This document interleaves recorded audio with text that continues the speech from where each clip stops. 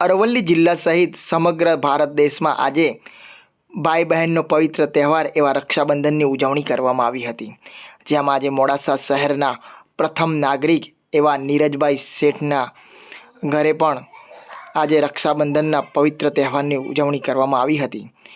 જેમાં ભાઈ બહેનનો અતૂટ પ્રેમ અને કૌટુંબિક ભાવના જોવા મળી હતી। ખરેખર તહેવાર તો સમગ્ર કુટુંબ ઘર પરિવાર સાથે જ આનંદ અને ઉત્સાહથી ઉજવાય।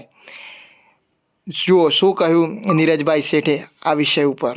જોતા રહો અજય એ ભાટિયા સાથે, ભાટિયા 15 ન્યૂઝ, અરવલ્લી, મોડાસા।